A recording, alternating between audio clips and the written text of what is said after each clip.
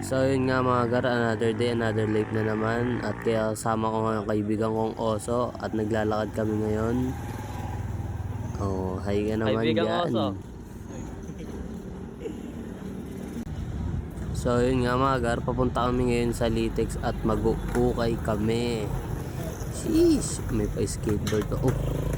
Ang budget nga namin mga gar, 100 pesos lang at pagkakasya namin to. Yun nga, tamang pili lang si kaibigang Oso dito. Pampaswerte. Shoutout nga dyan sa inaanak ko. PM mo na ako nung mabigyan na kita ng ampaw. Kami na. Tayo pang paswerte ba yan? Oo. Nilibot nga namin tong habaan ng Litex. Daming paninda. May mga baril pa, sniper.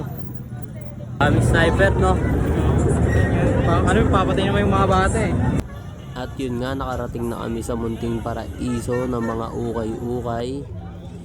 Ito nga, mumura ng mga damit dito. May tig 50, 20, 35, 10, 15. Yan o, kita nyo ba yan? Tagsa 10 lang. Quality pa. Dito kumukuha yung mga nagre-reseller sa TikTok eh. O, libot ko muna kayo. Hinahanap ko pa yung target ko dyan eh.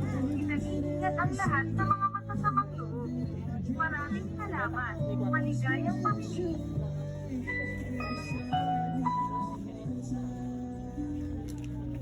Dami talagang namimili rito. Dinudumog tong Litex na to eh. Sobrang laki na ito guys. May extension pa tong tindahan ng mga damit na to. So ito na nga mga gar. Nakita ko na yung target ko. Mga polo. Tagti 35 lang yan. Quality oh. Kita nyo ba yan? Oh, keep ko na yan. Isa lang naman. Tamang pili lang.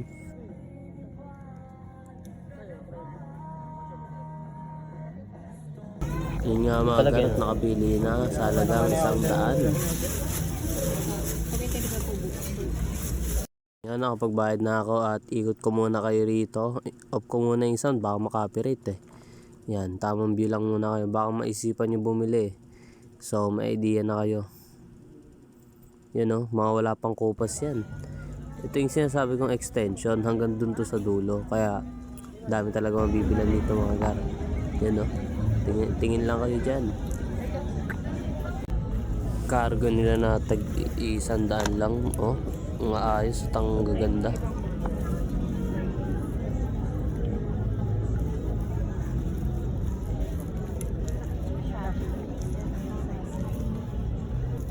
Ito nga isang cargo nila. Ayos na ito eh. Pero 100 lang din yan.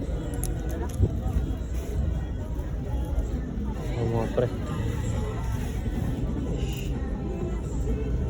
Yun nga at natumbok na namin yung bilihan ng jacket dito. Mga hoodie. Salagang 50 pesos. So tamang tingin lang muna kami rito kung may mga maayos ba. Tatawid mo tayo. Yun na nga, nakapili ng aking kaibigang Oso. Mukhang ito na nga ang dawan. Yun na, nakapagbayad na. At yun, pares na kami may nabili. Boy, ano hanapin natin? Food trip. Papunta na nga kami sa Jollibee at magpo-food trip. Ito na nga, tamang bili lang kami ng french fries ng Jollibee sa tawing gilid. Pakain pa nga kami ng siomai dito and total na gastos namin is 160.